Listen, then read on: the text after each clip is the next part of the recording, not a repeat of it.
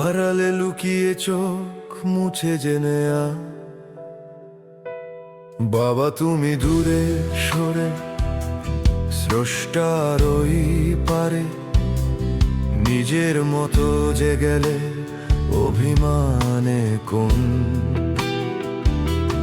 মাটির ওই ঘরে শীত ঝড় রোদ দূরে একাকী আমায় ছেড়ে রয়েছ কেমন।